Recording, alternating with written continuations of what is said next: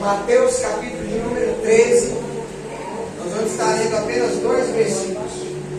O verso 45 e o verso de número 46. O Evangelho de Jesus segundo escreveu Mateus capítulo 13, o verso 45 e o 46. O título é As Parábolas do Tesouro Escondido, da Pérola e da Rede. Mateus capítulo 13, versículo 45 e 46. Quem encontrou, diga amém. Amém. Diz assim o verso de número 45. Outro sim, o reino dos céus é semelhante ao homem negociante, que busca boas pérolas, e encontrando uma pérola de grande valor, foi, vendeu tudo quanto tinha e comprou-a. Outro sim, o reino dos céus é semelhante ao homem negociante, que busca boas pérolas, e encontrando uma pérola de grande valor, foi, vendeu tudo quanto tinha e comprou-a. Amém?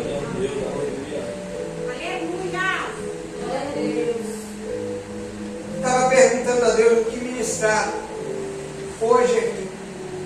E o Senhor me lembrou esse texto. E Jesus, no capítulo 13, ele está no mar da Galileia. É um dos seus sermões à beira-mar. E no mar da Galileia, provavelmente assentado num barco, ele falando para o povo, porque a acústica marítima ajudava o corrimento, a percolação, o circulamento da sua voz. Ele amava ministrar à beira-mar. E ele está no mar da Galileia ministrando um dos seus sermões.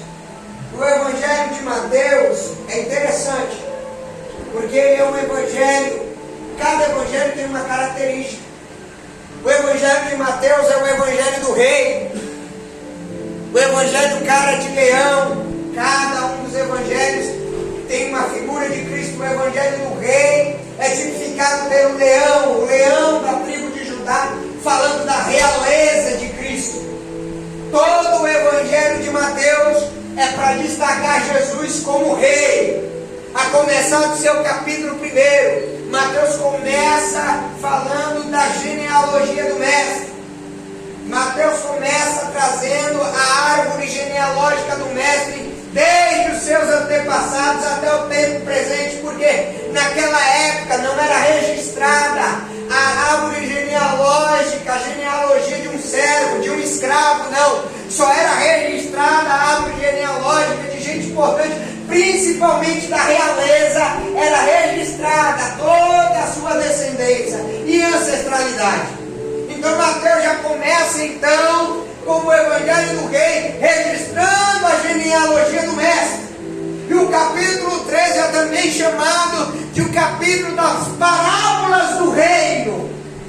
Porque em todo o capítulo 13, das 133 aproximadamente parábolas de Jesus, o capítulo 13 é classificado como as parábolas do reino. A começar do versículo 1 ao versículo 23, nós temos a famosa parábola do semeador, onde o semeador sai para semear, lançando a semente. É a semeadura da mensagem do reino.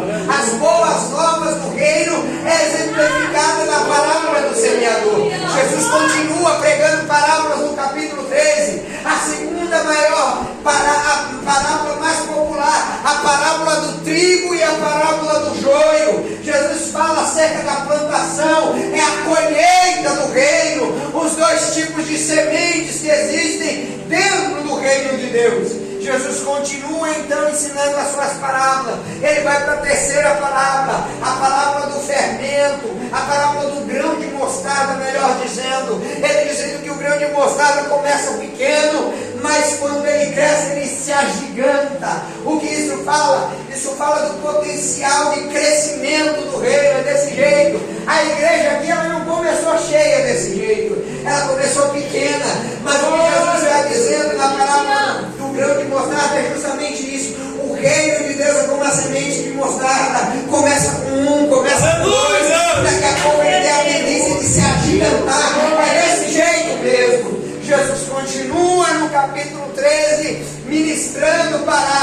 Aí ele vai falar sobre o fermento, sobre as 3 medidas de fermento e sobre o crescimento da massa. Isso justamente fala do poder de expandimento do reino. O expandimento do reino, ele é grande, é por isso que Jesus disse: olha, vocês serão minhas testemunhas em Jerusalém, na Judéia, em Samaria e até os confins da terra. Porque a tendência do reino é expandir. Eu não creio num reino infértil, eu não creio numa fidelidade pequena, não. O que Jesus deixa claro é que o reino de Deus, ele deve se expandir. Ele continua as suas parábolas. Ele fala sobre a parábola do tesouro escondido. Ele fala sobre um homem num versículo só que encontra o tesouro escondido e então ele se alegra, a ponto num campo ele encontra perdido. Ele se alegra e vende tudo quanto tem para comprar aquele campo. Isso fala da alegria do reino, porque a alegria do reino faz a gente se desapegar das coisas materiais. A alegria do reino faz a gente se desapegar dessa vida. A alegria do reino nos traz a certeza que coisas melhores nos aguardarão no porvir. A alegria do reino faz a gente ter consciência de se desapegar tanto dessa terra, sabendo que o reino vindouro será muito melhor, sabendo que essa terra é apenas de passagem. Nós estamos aqui, mas não fomos criados para ficar aqui, não. Nós somos estrangeiros em terra estranha. Essa não é a nossa terra. Para terminar, capítulo 13, aí Jesus conta 2 parábolas. Parábola do reino. Ele diz: olha, um homem, o reino dos céus, ele é semelhante a um homem negociante que saiu para comprar pérolas e achou boas pérolas. E quando ele achou boas pérolas, pérolas de grande valor, ele vendeu tudo quanto tinha para comprar pérola. Ele vendeu todas as suas propriedades para comprar aquela pérola. Isso fala do reino. Aleluia! Porque é justamente o exemplo de Cristo. Ele teve que vender tudo que tinha para adquirir pérolas de grande valor. Eu fiquei me perguntando: Deus, o que é que o Senhor queria, Jesus? Quando o Senhor compara o reino, eu entendo muito bem quando o Senhor compara o reino com uma semeadura, com um semeador. A minha mente entende muito bem, até o mundo entende boa parte, quando ele fala do reino como trigo e como joio. É fácil entender o reino como grão de mostarda, é fácil entender o reino como as 3 medidas de farinha, como fermento, é fácil entender o reino como tesouro escondido dentro de um terreno, mas eu não compreendo com a minha mente como ele compara o reino com uma pérola. Ele está comparando os valores do reino com uma pérola. Ele está comparando os componentes, os membros do reino com uma pérola.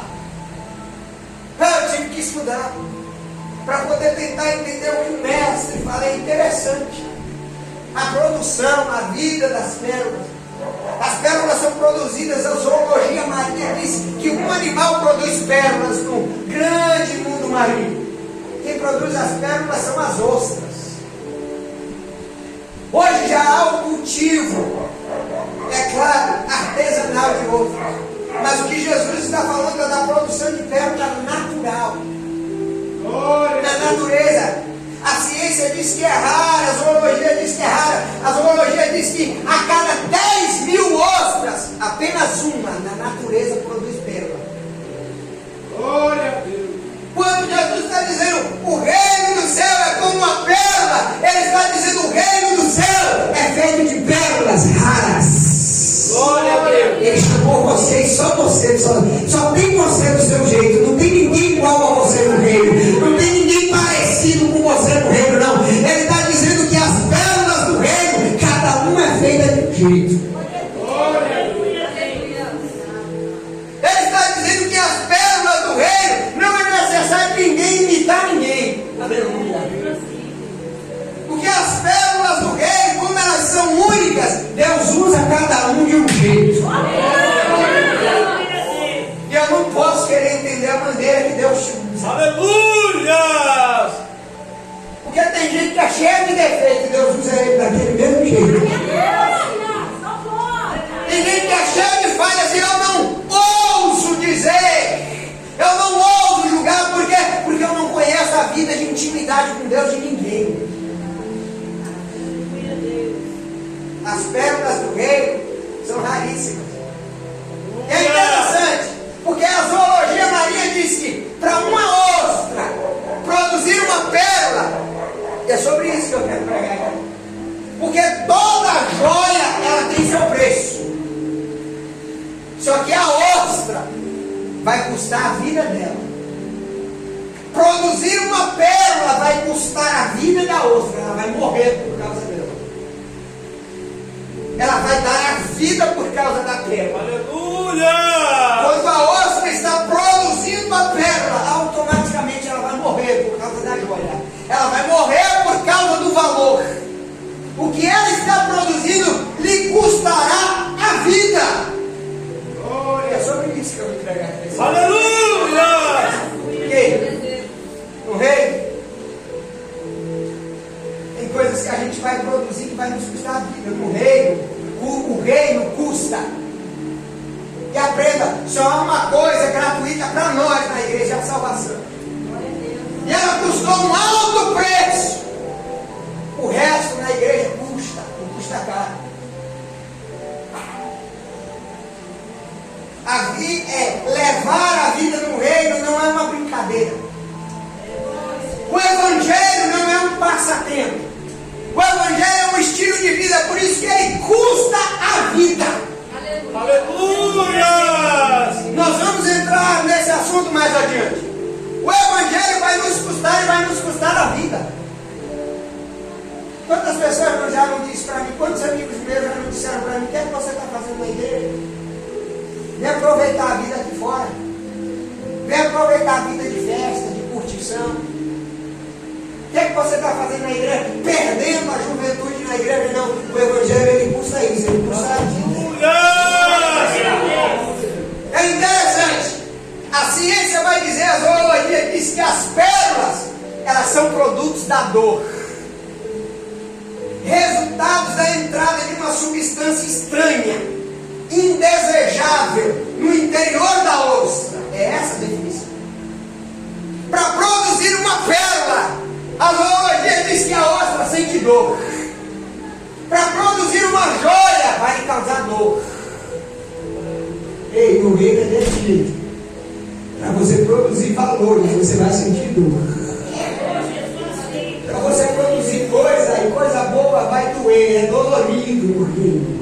É desse jeito mesmo. No reino incomoda. A ciência diz que é algo indesejável que entra dentro da ostra para ela produzir. É uma coisa que a gente não deseja. Senhor, mas por que isso? São situações que Deus nos colocará para a gente colocar em prática a vida do reino. Aleluia! São situações que Deus nos colocará para a gente produzir paciência. São situações que Deus vai nos colocar, são provas que Deus vai nos colocar, que vai levar a vida inteira. Aleluia! Eu vou entrar na palavra para provar isso aqui para você hoje. A ostra é uma substância estranha. É algo estranho que a gente diz, meu Deus, por que isso? Por que comigo, Senhor? Por que agora? Por que no meu casamento? Por que na minha família? É estranho. É para que serve isso? É para você produzir valores. Aleluia! Tem pontos na nossa vida que não é o diabo que vai nos colocar, não. É Deus que vai nos colocar nessa situação. Para quê? Para a gente aprender a produzir valores. Ele quer que você produza uma glória. E vai lhe custar a vida para isso.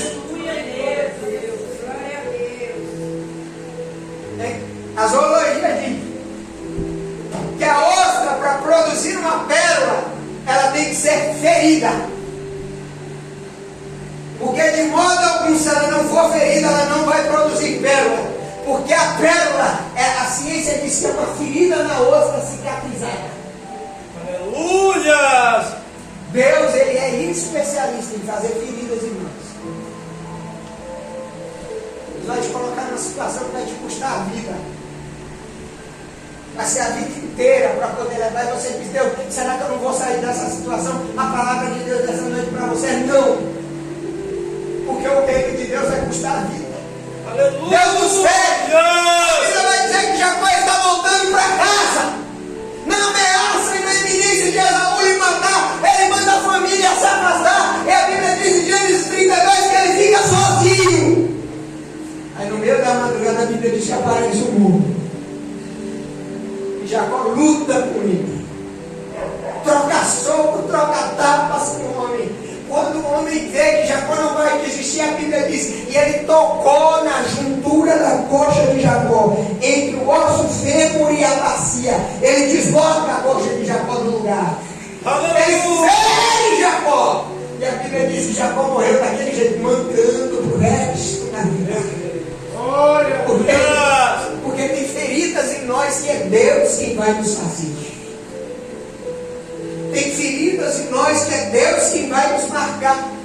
Segundo aos Coríntios, capítulo 12, o versículo 7, Paulo vai dizer, olha, para que eu não me exaltasse pelas excelências das revelações, foi-me dado um espinho na carne. Aleluia! Essa é a linguagem que ele diz. Ele não diz, foi-me colocado, foi-me empurrado, não foi me dado. Deus me deu de presente. Imagine Deus chamando Paulo e dizendo, Paulo, hoje eu vou te dar um presente. O que, Senhor? É um espinho na carne, Paulo, para você. Para quê? Ele mesmo dizer que a Bíblia é algo interessantíssimo. Por quê? Porque é ele quem recebe o espinho na carne e é ele quem diagnostica o motivo dele. Ele diz, eu recebi o espinho na carne para que eu não me exaltasse pela excelência das revelações. As cartas de Paulo foram todas revelações de Cristo. Ele não deu a nenhum dos outros discípulos, mas somente a Paulo. Ele diz, para que eu não me exaltasse, para que eu não me achasse besta, para que eu não me achasse melhor que os outros, Deus me deu o espinho na carne. Ele me feriu. Ele diz, o mensageiro de Satanás para me esbofetear, a fim de eu me não exaltar, acerca do qual 3 vezes eu orei ao Senhor para que Ele me desviasse, para que Ele tirasse de mim. Eu pedi para Deus tirar isso de mim. Aí o Senhor olha para Paulo e diz, Paulo, o meu poder, a minha graça te basta. O meu poder vai se aperfeiçoar na tua fraqueza. O espinho vai permanecer para o resto da vida, Paulo. Mas não é por causa disso, não é por causa da dificuldade que eu vou deixar de te usar, não é por causa da dificuldade que eu vou deixar de ouvir a tua oração, não é por causa do teu espinho na carne que eu vou te abandonar.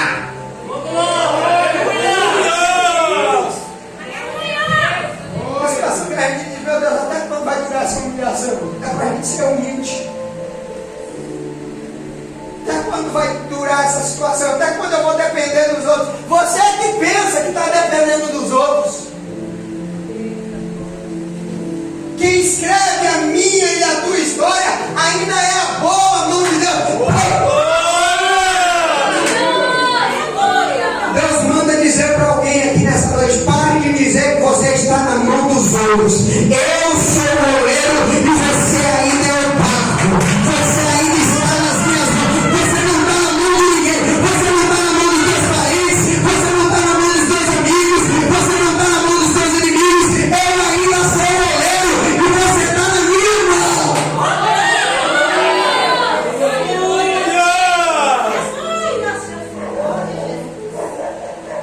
Ferida vai lhe custar a vida, vai ter prova que você não sairá dela, porque vai lhe custar a vida. Vai ter pessoas que não vai sair da sua história, são incômodos, são indesejáveis, mas vai lhe custar a vida. João capítulo 2, versículo 24, Jesus vai dizer, nem ele escapou. Ele diz, na verdade vos digo, que se o grão de trigo caindo na terra ele não morrer, ele fica só. Mas morrendo ele dá muito fruto. Ele estava dizendo, eu preciso morrer. Essa prova, essa cruz, essa dificuldade vai me matar para que eu possa gerar frutos lá na frente. Aí ele, depois de aplicar assim, ele vai aplicar os outros. Porque a regra no reino é assim, começa primeiro. Depois ele faz. Aí ele vai dizer: quem ama a sua vida, perdê-la-á. E quem neste mundo aborrece a sua vida, guarda-la-á para a vida eterna. Glória! Tem gente que olha para você e diz: o que é que ela vai fazer tanto na igreja? O que é que ele vê tanto naquela igreja? O que é que ela busca tanto naquela igreja? Ela não cansa de ir para a igreja, não? Será que você não cansa de ir para a igreja, não? O que é que você vê tanto lá dentro? Puxa vida. Eu poderia estar em outro lugar agora, mas está aqui hoje. Aleluia! Eu poderia estar passeando num domingão à noite, mas está aqui hoje. Poderia estar em qualquer outro lugar com a família, reunida num churrasco no domingo à noite, mas está aqui hoje. Por quê? Porque o reino de Deus, ele custa a nossa vida. Isso foi interessante. Ele custa a nossa vida. Aqui teve um homem que se preocupou com isso. Marcos capítulo 10, lá pelo versículo 45. Pedro olha para Jesus e diz: Senhor, nós deixamos tudo nessa vida. Nós deixamos pai, nós deixamos mãe, nós deixamos irmãos, nós deixamos familiares. Por amor de ti, te seguimos. O que é que nós vamos ganhar? Jesus olha e diz: Pedro, nessa vida não há ninguém que tenha deixado a sua família. Eu te dou 100 vezes mais nessa vida, Pedro. E na outra, eu te dou a vida eterna.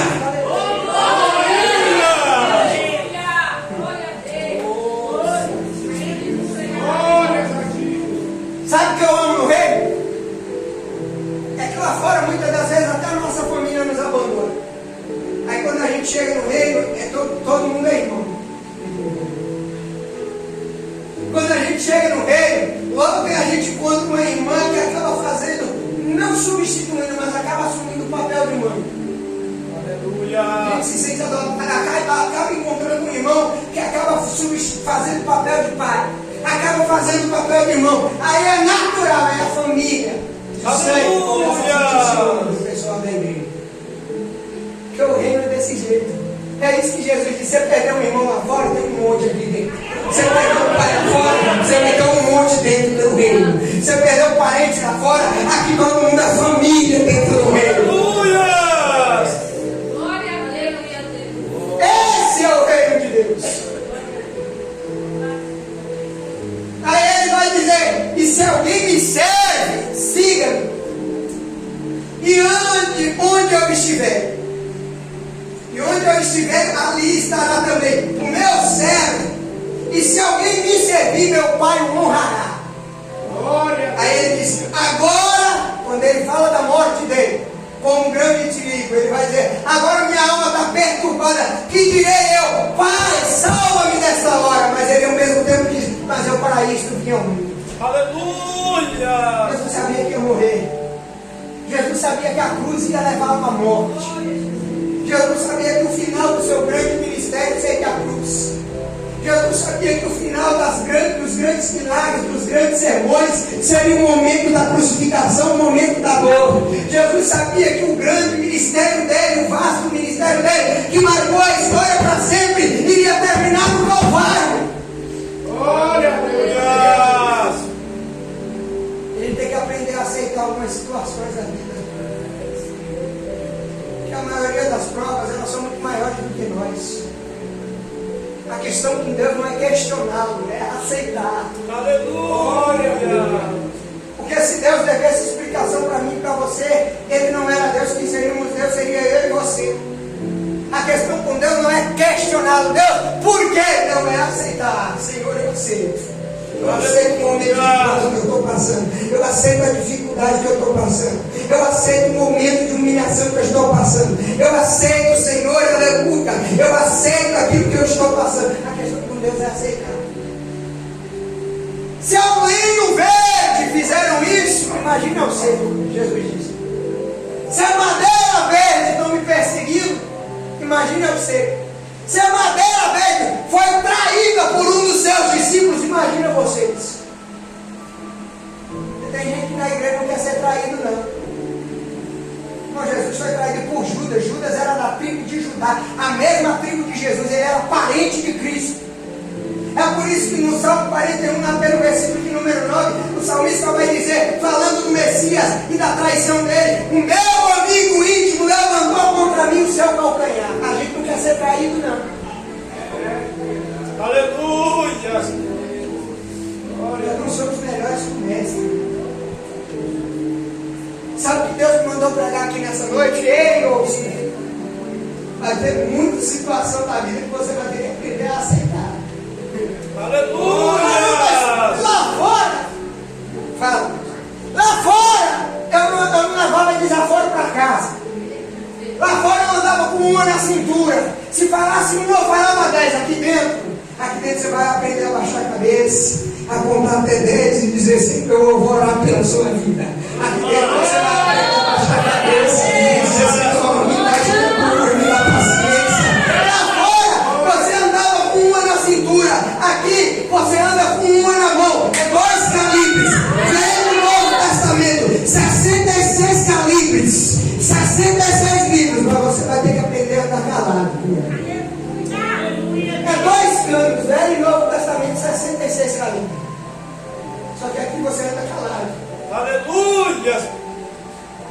Olha, gente. A ostra, a zoologia diz que quanto mais ela sofre com a substância estranha dentro de si, um grão de areia, porque a pérola é justamente isso, é um grão de areia que entra dentro da ostra e ela vai revestindo com uma camada. Só que esse grão, quando incomoda, esse corpo estranho dentro dela, ela causa dor. A zoologia vai dizer que quanto mais ela sofre, maior será o tamanho da pedra, da joelha. Aleluia! Quanto mais ela chora, maior será o tamanho do milagre. Porque detalhe, eu amo isso, eu amo a Bíblia. A gente ainda não entendeu o que é a Bíblia. Sabe o que? Eu vou te explicar. Pelo amor de Deus, se você entender, não fica calado. Crente, sabe qual é o problema? É que o povo não entendeu o que é crente. O cristão, ele é semente. Aí o que o mundo quer fazer? O mundo quer nos enterrar. Aí pega a pá de terra e joga em cima da gente. Só que semente para germinar é justamente isso, ela tem que ser enterrada. Quando estão jogando pá de terra, mal estão sabendo o que estão fazendo. E não para com isso. O crente é assim: quanto mais você diz não, mas ele diz sim. Quanto mais você diz que é impossível, mas ele acredita que é possível. Quanto mais nos enterra, maior será o tamanho do milagre.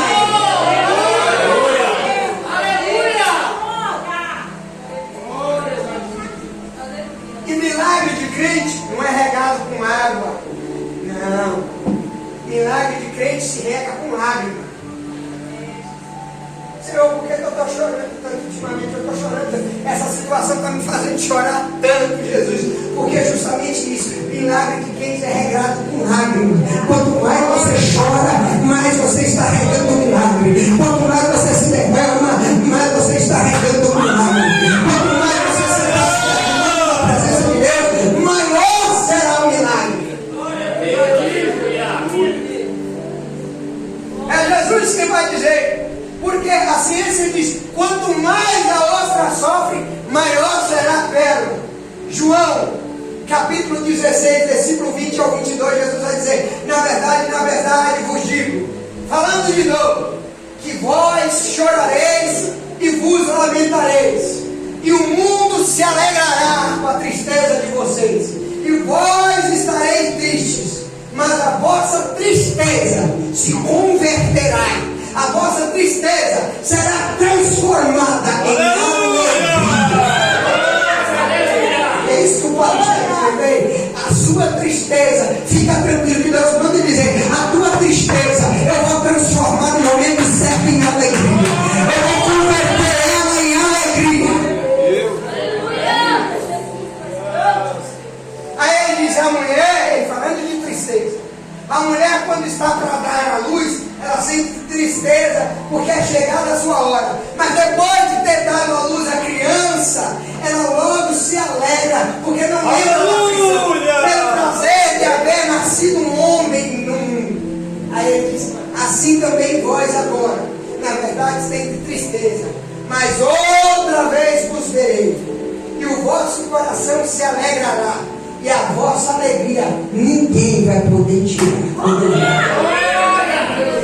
Por isso que a maior esperança do crente, eu amo quando eu prego, um milagre acontece. Eu amo ver cegos enxergarem. Eu amo ver os milagres acontecendo na igreja. Mas o maior milagre da igreja ainda é a salvação.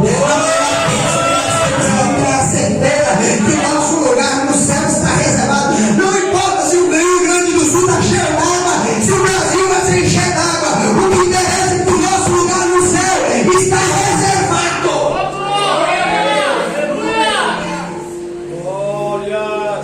Já foi falado aqui, já foi cantado aqui. Lá vai ser o rio da vida. Aleluia.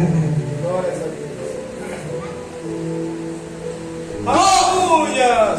Eu estou falando de dor. Eu estou falando que nem toda dor é para te matar. A grande maioria das dores é para te ensinar, é para te melhorar, é para te fazer crescer.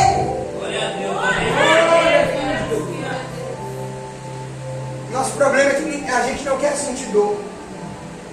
A zoologia diz que a pérola é um grão de areia que entra dentro da ostra e ali vai incomodar. Começa com uma coisa pequena.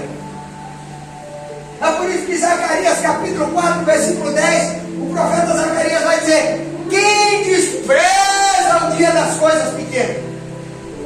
Porque com Deus é desse jeito, nada começa grande. As coisas com Deus começam pequenas. Foi falado aqui nessa noite, a semente da mostarda é a menor semente que existe, é menor que um grão de arroz. Mas a árvore, quando cresce, ela se agiganta. Com Deus as coisas começam pequenas. É desse jeito mesmo, o seu sonho vai começar pequeno. O seu projeto com Deus começa pequeno. O seu negócio com Deus vai começar pequeno. Você já diz para Deus: Deus, eu não quero trabalhar para ninguém, eu quero montar o meu negócio. Deus manda dizer: o negócio vai começar pequeno. É desse jeito mesmo. As coisas começam pequenas e as coisas vão se agigantando. Calma. Com Deus, Deus não começa com grandes sinais. Não. A Bíblia vai dizer que Elias sobe no monte para orar. Ele pega o jovem e diz: olha, vai para a banda do monte, olha o que está acontecendo. Ele vai e volta, vai e volta. 7 vezes, da 7ª vez ele diz: eu vi uma nuvem pequena.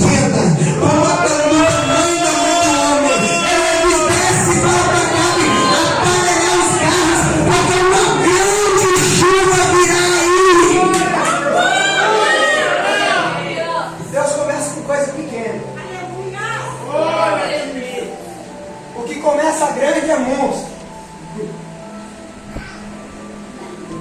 O único que nasceu grande foi Adão. Deus começa com coisa pequena. Veja os grandes empresários do mundo hoje que dominam o mercado financeiro. Eles começaram com coisa pequena. Ninguém começou grande. Aleluia! Deus manda dizer: não despreze o dia das coisas pequenas. Não despreze quando as coisas parecerem pequenas, Senhor. Parece que é tão pequeno, Jesus. Senhor, eu estou contando moedas, Senhor. Não despreze o dia das coisas pequenas. Produzir uma pérola para ostra vai custar a vida dela. A zoologia vai dizer que na parte interna da concha é encontrada uma substância lustrosa chamada de nacá. É um nacá que a zoologia vai dizer que a ostra vai revestir por cima do grão de areia dentro dela. Glórias, aleluia! É de dentro dela que vai ser gerado. Os valores começam dentro de nós. Mas está lá fora. Um dos nossos problemas é que a gente espera que Deus age aqui fora. Não, primeiro Deus tem que agir aqui dentro. Aleluia, glórias! Para Deus mudar as circunstâncias, é não está lá de dentro. Primeiro Deus tem que mudar aqui dentro para a gente não jogar fora aqui dentro. Primeiro Deus tem que se preparar para você receber aquilo que Ele tem para te dar. Para quê? Para você não jogar fora, para você não estragar, não desperdiçar. Começa aqui dentro, filho. Aleluia, Deus!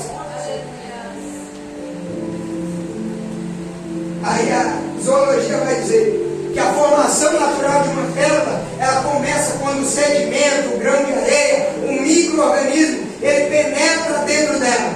Ela vai dizer, entre o manto e a concha. A grande maioria das pérolas, Ela não penetra no interior da uva. Ela fica entre o manto da ostra e a concha dela.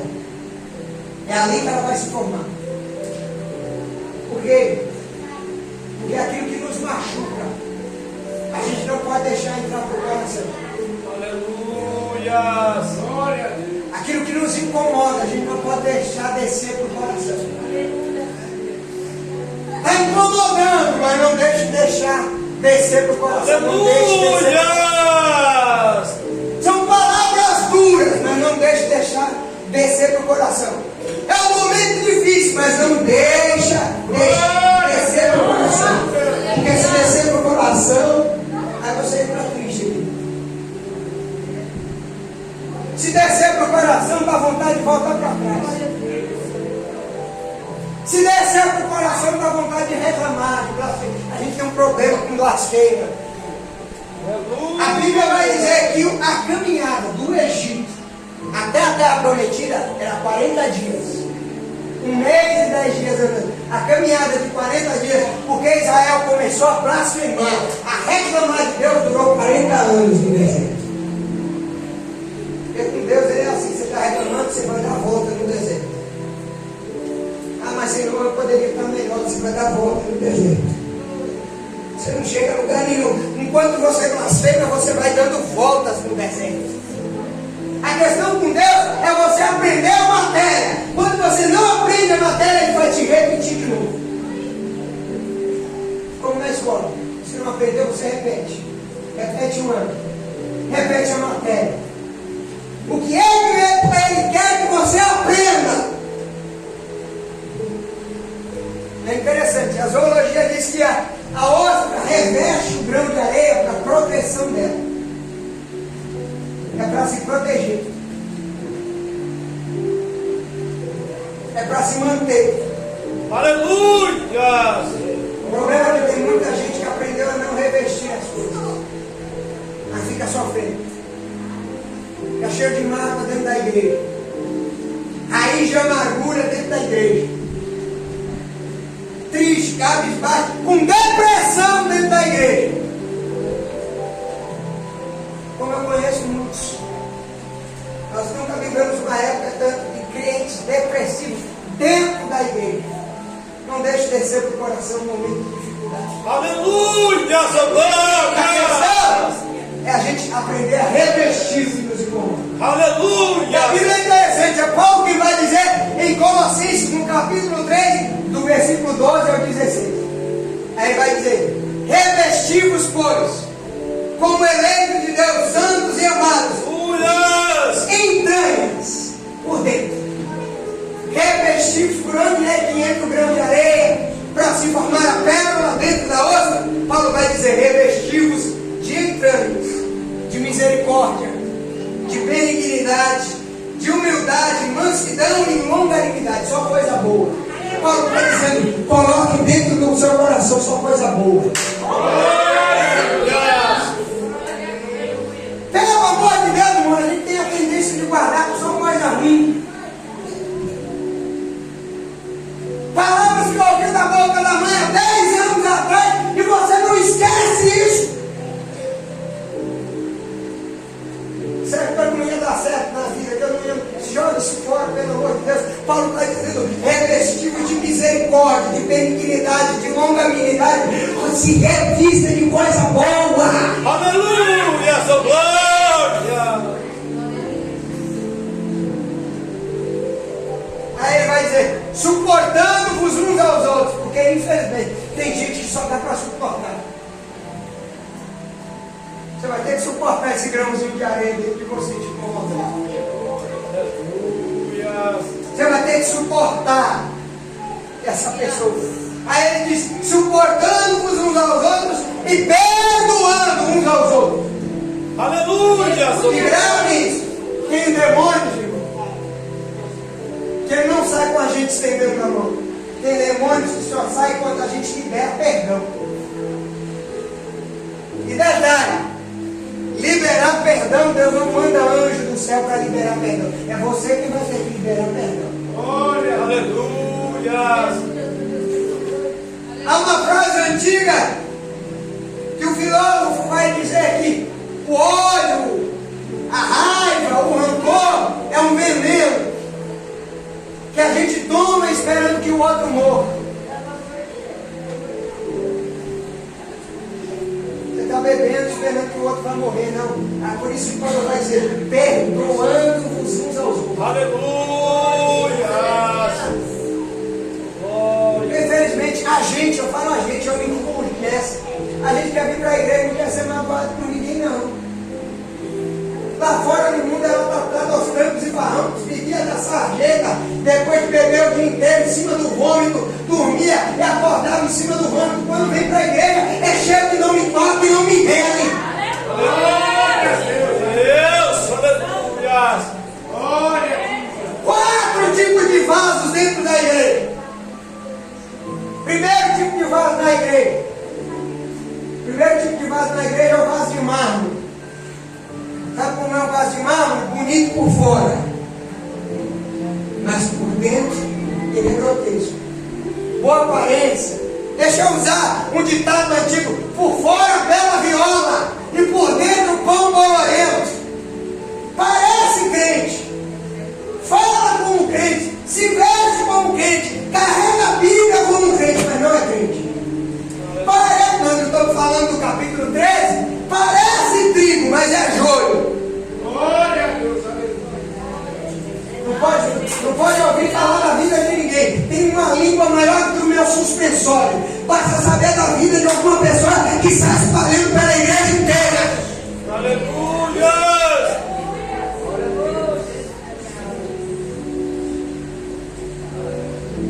Glória a Deus.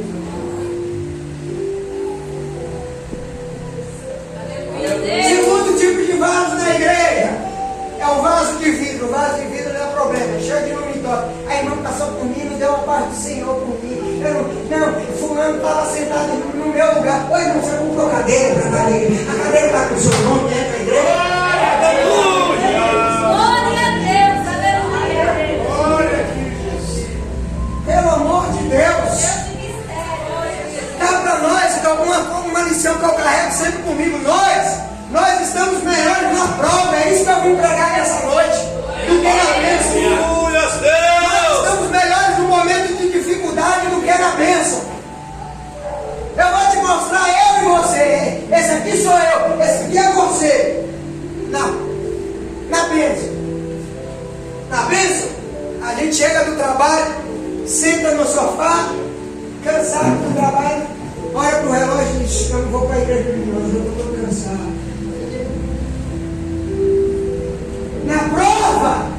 Na prova a gente chegou na hora do culto, está de uniforme, a gente vem para dentro, o uniforme da empresa, para não perder o culto, e diz: não, hoje eu não posso perder o culto, porque Deus quer, eu preciso ouvir uma palavra, hoje Deus tem que falar comigo. Glória a Deus. Aleluia. Na bênção, quando está tudo bem, quando a gente está com dinheiro no bolso, quando está todo mundo com saúde em casa, quando nada está nos incomodando, ninguém quer saber da igreja, a gente desaparece da igreja. Coitado do pastor, cansa de mandar mensagem no WhatsApp. Crente desaparece. É aquele famoso crente que ora, pede a Deus um carro, e quando Deus dá um carro, todo final de semana ele sai para passear. Eu não tenho nada contra você pegar um final de semana para ir para passear, mas todo final de semana você desaparece da igreja. Glória a Deus. Aleluia. Glória a Deus. Aí sabe o que Deus faz? Não sabe usar? Deus vai lá e tira. Porque ele prefere você andando a pé pro resto da vida, vai dar a presença dele, do que um carro longe.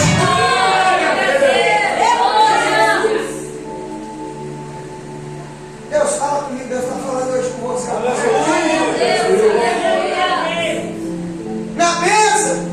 Na bênção a gente chega na igreja e parece que pagou ingresso. Em primeiro lugar, ninguém pode sentar na sua cadeira. Tem gente que chega para chorar e não dá para levantar da minha cadeira. É na igreja, na hora da palavra, eu vou abrir exceção para as crianças, porque as crianças são crianças. Mas eu estou falando da gente, adulto, maduro. Sabe o que é que faz? Na hora da palavra, na hora do culto, é mascando chiclete na igreja. Aí quando o chiclete perde o gosto, mostra no chão e pisa em cima as bolas pretas de chiclete no chão.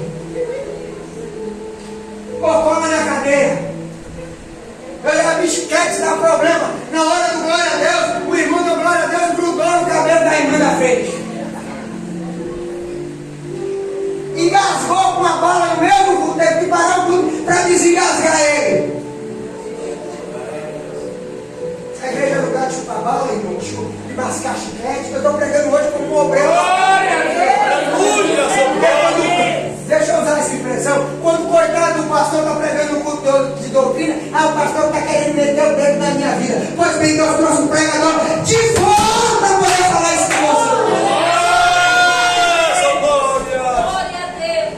Aleluia, Deus. Nós estamos melhor na prova do que na bênção. Na prova, a gente chega na igreja e parece que acabou a igreja. Essa musiquinha que não para de tocar. Pregador, critica do pregador, não tinha uma palavra melhor para pregar hoje, não, eu não queria.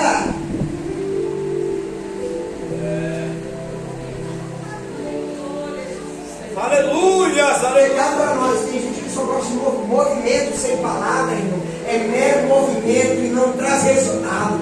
Aleluia, glória. Aleluia. Não vê a hora de terminar o culto. Sabe que horas eu fui dormir hoje? 5 horas da manhã. Porque os filhos do Ideal passaram a noite dançando e fazendo churrasco a noite inteira. A gente, o culto passa 10 minutos, a gente já sai para ser irmão da igreja. Foi Jesus quem disse, é por isso que os filhos das trevas são mais prudentes do que os filhos da luz. Aleluia.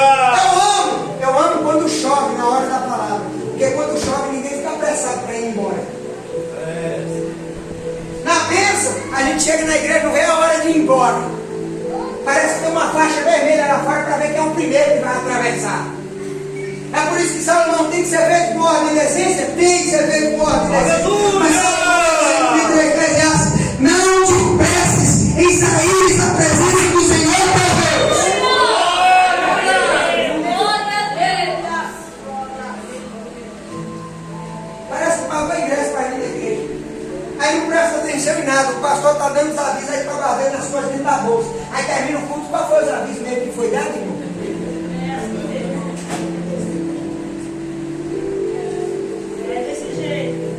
Fala, Deus. Aleluia, sua glória.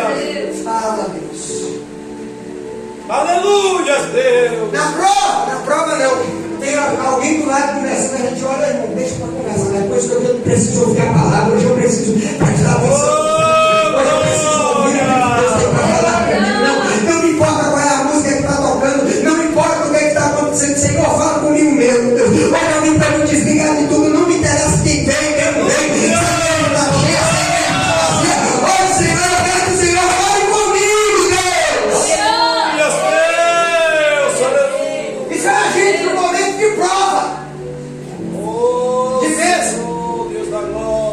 A gente come mais, a gente engorda mais.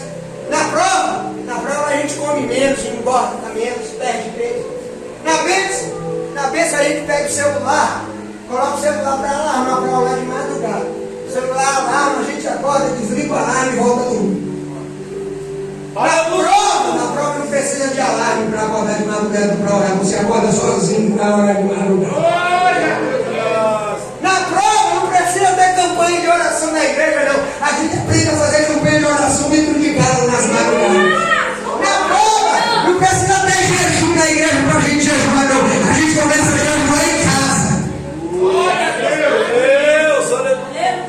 Na bênção ninguém quer saber do pastor, não. Na bênção a gente bloqueia o pastor no WhatsApp. Coitado do pastor, não entende porque a foto do povo aparece e desaparece. Aparece e desaparece. Porque a maioria vê o pastor meio como chato, vou bloquear para não mandar mensagem para mim.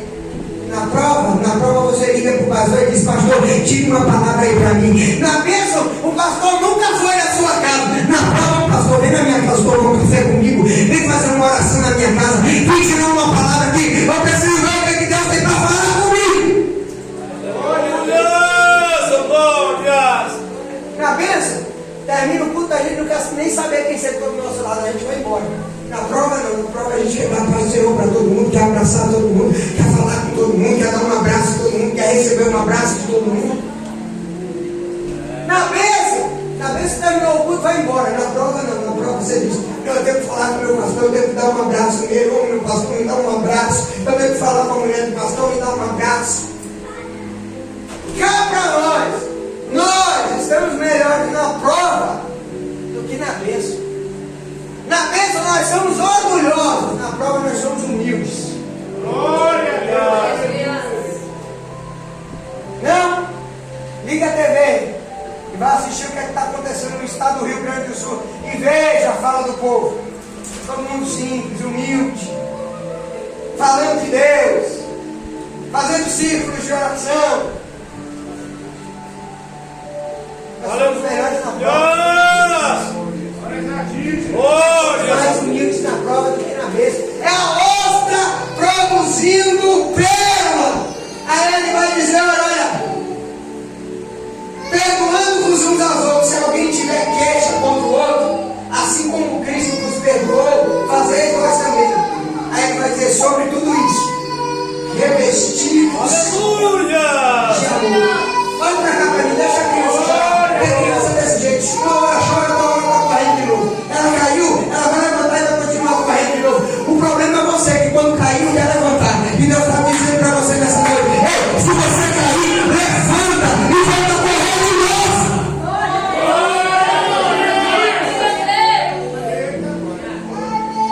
A gente leva uma queda, a gente não quer mais levantar. A gente acha que vai ser a última. Deus está dizendo não. Aí Paulo vai dizer, olha, revestivos de amor. Que é um filho. Para ficar perfeito, você tem que amar. A maneira de se aproximar mais da perfeição é amar. Aí ele vai dizer que a paz de Deus, ele fala sempre do interior, em todo o texto, para a qual foste chamados em corpo, domine em vossos corações e sede agradecidos. Eu estou passando por uma prova, mas eu te agradeço. Eu estou passando por uma dificuldade, mas eu ainda estou vivo, eu te agradeço. Estou por um momento difícil, mas eu ainda estou vivo. Um dia de amanhã pode ser diferente. Essa semana foi difícil, mas semana que vem pode ser melhor. Esse mês foi difícil, mas o mês que vem está vindo aí. Esse ano já está começando difícil, mas nós estamos no meio do ano. No meio do ano as coisas podem virar, podem se transformar. Eu creio!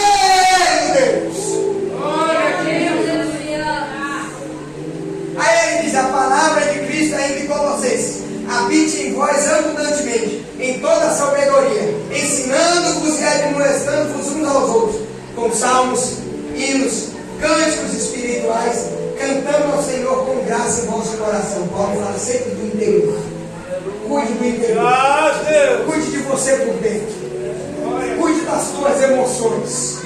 Cuide do teu emocional. Porque o que desequilibra a gente é o nosso emocional. Aí a zoologia vai dizer que quando o grão entra, as camadas de nacar, a substância, tem que ser depositada de forma concêntrica. Tem que ter um centro. Senão a pérola não sai redondinha. Ela pode sair torta, sem forma. Ele tem que trabalhar em um centro. Glória a Deus. Ela tem que ter equilíbrio. Glórias, glórias. Quando você tiver, é um perigo quando nós estamos perdendo o equilíbrio. O equilíbrio emocional. Visite as prisões e faça uma entrevista com o povo que está lá dentro. Eles vão dizer, irmão, foi um momento de desequilíbrio emocional, um momento de raiva, quando eu cometi o ato. Satanás só precisa disso, num momento de desequilíbrio, sim. Quando a gente se desequilibra, a gente fala o que não é para falar. Na hora que não era para falar. Irmão, no momento de raiva, no momento de desequilíbrio, assim diz o Senhor nessa noite: cala a tua boca. Glórias. Fica calado para não falar aquilo que vai se arrepender depois. É a melhor coisa. Um momento de desequilíbrio. Todo pecado é desequilíbrio. Salomão vai dizer que tudo é vaidade. O pecado não é a vaidade, é o desequilíbrio dela. O pecado não é eu me cuidar. Não. O pecado é eu querer fazer uma cirurgia para mudar uma parte do meu corpo que eu não gosto. Aí é excesso de vaidade. O pecado não é eu me alimentar. O pecado é eu consumir muito açúcar. E quando lá na frente eu ficar diabético, querer vir para a igreja para Deus me curar da diabetes. Aleluia.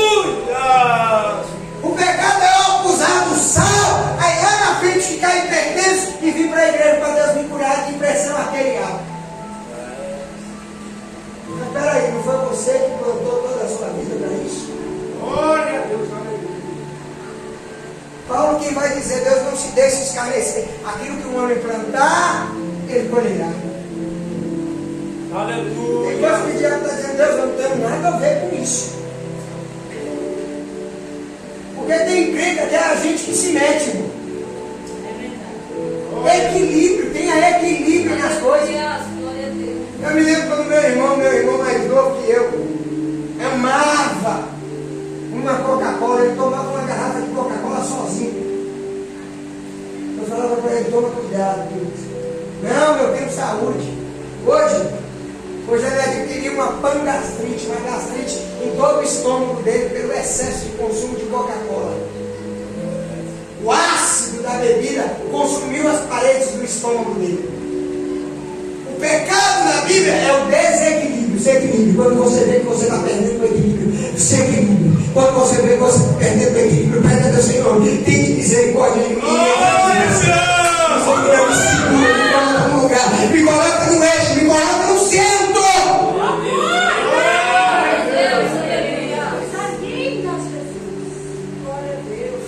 Aleluia. A pérola ela só fica redondinha quando na carne, dentro da ostra, é distribuído de maneira igual. É equilíbrio. A ostra está morrendo, mas está produzindo uma joia. Você vai ter que aprender a morrer comigo.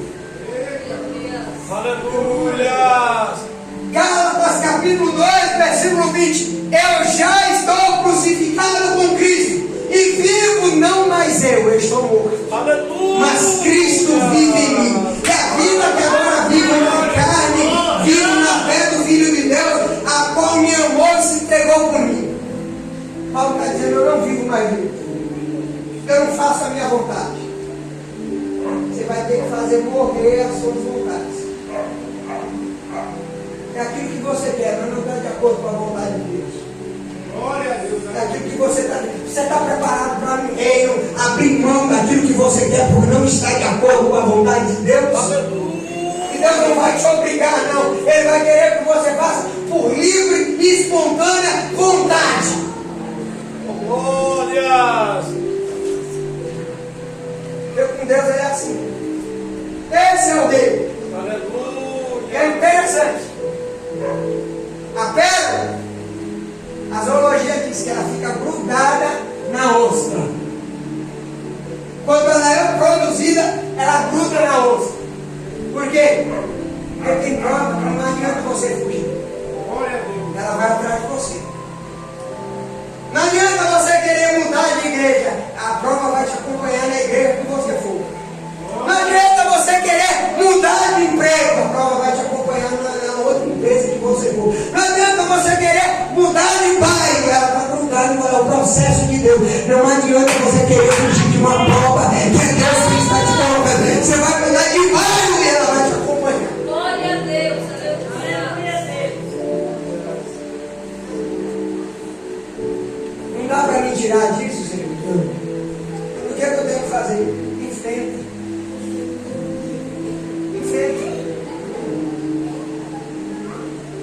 O segredo da vida é saber enfrentar as coisas. Dias bons todo mundo quer, mas dias maus só um grande homem e uma grande mulher é capaz de enfrentar. O que Aleluia. define um homem e uma mulher não é o tamanho, não é a força, não é a beleza, é a capacidade de enfrentar as dificuldades da vida. Glória a Deus. Porque Aleluia. tem muitos lá fora de olho azul, mas quando você casa, basta passar uma dificuldade que já quer se separar. Tem muitos lá fora linda, parecendo uma Barbie, mas basta você casar, que da primeira dificuldade já quer entregar os pontos e chutar o balde. Aleluia. Deus não vai dar para fugir, você vai ter que enfrentar. Aleluia. A pérola vai estar grudada em você, o incômodo está grudado em você. Para produzir a pérola, isso vai custar a vida da ostra. Para me terminar, toda a pérola, para determinar o valor, a qualidade da joia, 5 pontos. Eu termino. 5 fases diferentes. Eu termino. Primeira coisa, quando a ostra produz a pérola, meu amor, vai ser avaliado o tamanho. Palavra latina, tão magnus, tão grande. Porque no final da vida, aquilo que começou pequeno, no final do processo, termina grande. Nosso problema é que a gente enxerga hoje, Deus enxerga o processo. A gente enxerga o momento de dor, e Deus está enxergando o resultado de você lá na frente. A gente está preocupado porque a gente está sendo pisado como uma uva para fazer aquilo, mas lá na frente vai ter que engolir ela quando o filho estiver. Aleluia. A gente está preocupado com o momento, Deus está de olho porque é um processo. Calma, é um processo. Calma, é um processo. Tamanho. As coisas só terminam grande no final. São 3 anos em média para uma pérola estar no tempo de maturação. É Jesus dizendo: o reino dos céus é como uma pérola. Depois do tamanho vai ser avaliada a forma. Ela tem que estar redonda. Aleluia! No latim, formário, aparência, aspecto. É a forma que vai determinar a utilidade da pérola. É a forma que vai determinar se ela será um anel, se ela será um brinco, se ela vai fazer parte de um colar. É a forma que vai determinar aonde você vai trabalhar no reino. Deus te botou aonde no reino? Deus te botou para fazer faxina na igreja? É exatamente aonde você tem que ficar. E para de dizer desse negócio que eu vou entregar. Deus te colocou aonde? Para liderar um grupo na igreja? É aonde você tem que ficar, a sua utilidade. Deus te colocou no quê? Para tomar conta das crianças da igreja? É aonde Deus te colocou? Deus te colocou no som da igreja? Deus te colocou para trazer água na igreja? Até para trazer água, Jesus disse: aquele que tem um copo de água fria, a um desses pequeninos, de maneira nenhuma perderá o seu galardão no reino dos céus. Ele está dizendo que todos terão utilidade no reino. Então pare com esse negócio de: não, pastor, eu vou ficar só aqui sentado, eu não quero cargo na igreja, não. Quero responsabilidade, não. Fica se assentando lá atrás, se escondendo, e Deus está dizendo: não, todos terão que ter utilidade no reino. Qual é a sua? Você está tentando fugir. Deus já te deu forma, Deus já te deu utilidade. Não, eu não quero responsabilidade, não. Deus está dizendo nessa noite: pare de fugir da responsabilidade que sou eu que estou colocando na sua mão. Mas sabe o que é que acontece quando a gente mostra a responsabilidade que Deus quer nos colocar? Ele nos manda uma prova, um vento, e a gente fica se perguntando: Deus, por que isso? Deus está dizendo nessa noite: pare de fugir da responsabilidade que eu quero colocar na sua mão. Você está perguntando a Deus por quê? Basta entrar numa igreja e alguém querer colocar a responsabilidade que você foge dele e vai para outra. Aleluia! É ciclo de oração, feriado, como teve feriado na quarta-feira. Cadê os crentes da igreja? É culto de doutrina, nunca se viu ela, nunca se viu ele no culto de doutrina na igreja. Aleluia! É escola dominical, nunca deu as caras na escola dominical. Aí fica perguntando para Deus por que passa por tanta prova. Missionário alemão veio de ponto, ganhou mais de 79 milhões de almas no mundo. Quando veio ao Brasil, hoje falecido, o repórter perguntou para ele: missionário, qual é o seu segredo? O que é que o senhor fala para a sua equipe de obreiros? Ele diz: eu só falo uma coisa para eles: Deus só vai se importar com as nossas coisas quando nós começarmos a nos importar com as coisas dele. Aleluia! Deus parece que se esqueceu da minha família. Você se esqueceu da família dele na igreja? Disseram uma vez que eu prego muito duro. Deus não esconde a realidade. Aleluia! Eu prefiro que você saia daqui sem dar uma glória a Deus na sala. Eu preciso melhorar isso, eu preciso me concentrar aqui. Deus, eu vou melhorar isso aqui. As coisas a partir de hoje vão mudar. Eu vou agradecer a minha oportunidade. Para terminar, toda pérola será avaliada em tamanho, forma, cor. A cor dela é variada. latim color significa esconder com cor, colocar por cima. Ou seja, o que é mais importante para você? Quando você acorda, para quem é primeiro que você dá bom dia? Quando você acorda, qual é a primeira coisa que você faz? Eu moro perto de um ponto de venda de drogas. Todo dia, 4 horas da manhã. Aprenda uma coisa, afastado, desviado, que está em Satanás. Tem uma jovenzinha que eu conheço ela há um bom tempo. Estava na igreja, agora está, infelizmente, no vício. Todo dia, 4 horas da manhã. Lá numa região verde de matagal, um mato alto e as árvores altas, infelizmente é comercializado lá no meio, a droga, e eles vivem lá no meio daquele matagal, no meio das árvores. 4 horas da manhã no meio do matagal, ela grita: bom dia, Jesus! Aleluia! Está no vício, escravizada, mas a primeira pessoa que ela dá bom dia para Jesus, e a gente? Aleluia, Deus! O que é mais importante para você? Aleluia, Senhor Jesus! O que é a prioridade na sua vida? E aprenda, quando a gente coloca Deus em primeiro lugar, Ele coloca tudo no lugar de novo. Ele vai organizando, se preocupando com aquilo que você deveria se preocupar. Quando a gente coloca Deus no centro, Ele vai organizando e tomando conta de tudo. Para mim terminar, brilho é avaliado o brilho da joia, do grego, berilo, cintilante, aquilo que brilha, e brilho incomoda. Não tinha ninguém tomando conta do grupo das crianças. Você toma conta do grupo das crianças, está tomando conta das crianças, que é para se aparecer, para fazer bonito, para fazer faxina. Não é que eu faço melhor faxina na igreja do que ela. Todo brilho incomoda. Há uma história antiga do vagalume da cobra. A cobra perseguindo o vagalume para devorar. Uma hora o vagalume cansado, ele diz: espera aí, dona serpente, deixa eu lhe fazer uma pergunta. Por que a senhora está me perseguindo se eu não faço parte da sua cadeia alimentar? A serpente olha para o vagalume e diz: porque o seu brilho me incomoda. Aleluia! Tem gente que você nunca fez nada para ele e para ela, mas o seu brilho incomoda. Onde você chega a um brilho diferente, na empresa que você chega a uma coisa de diferente, é isso que incomoda Satanás. Deus manda dizer, mas para pessoas que disseram: Senhor, mas eu nunca me levantei contra fulano, contra ciclano. Deus manda dizer: é o seu brilho que está incomodando algumas pessoas. Para mim terminar, é avaliar a superfície da pérola.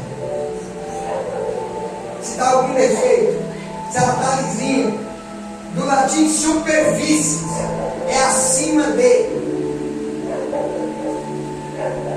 Deus tem que estar acima de tudo. Aleluia! Eu vou agradecer a minha oportunidade nessa noite, mas Deus manda dizer: ei, eu tenho que estar acima de tudo. Produzir uma pérola na vida. Vai ter coisas, vai ter provas que você vai viver com ela, vai morrer com ela, para quê? Para produzir a joia. E quando você morrer, não se preocupa não. A joia não dá para esconder não. Quem vai ter plano na igreja? Como aquela mulher amava fazer a obra, como aquela menina amava estar na igreja, como ela cantava, como ela adorava. Eu me converti em casa quando eu via do outro lado da rua ela cantando. Eu me converti em casa quando eu passei de frente à igreja e eu vi aquela mulher orando, porque quando a ostra produzir pérola, não vai dar para esconder.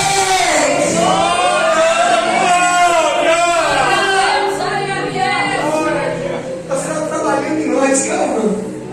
Sua família está vendo a pérola sendo produzida, calma. Antigamente você perdia a paciência, queria falar mais alto que todo mundo dentro de casa. Agora não. Agora você está aprendendo a ficar calado, está aprendendo a ficar calado. Então vai produzir uma joia mesmo. Você vai dizer: nossa, como fulano está diferente, como ciclano está diferente. Ciclano mudou o jeito dele, mudou o jeito dele vestir, mudou o jeito dele falar. Quando ele chega agora na roda de amigos, a palavra dele é a paz do Senhor. Ele está mudado. O que é isso? Isso é a ostra produzindo pérola.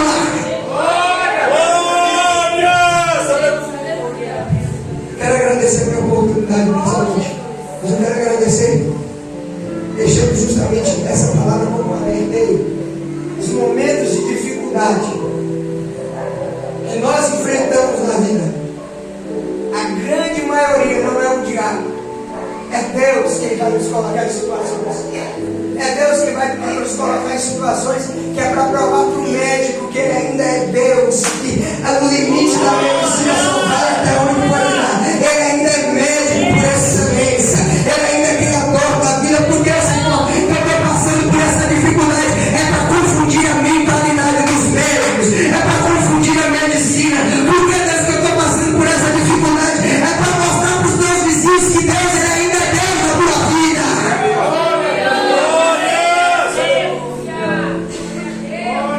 Quero agradecer a meu povo do lugar nessa noite. Em nome de Jesus Cristo, bate palmas, Senhor, bate palmas.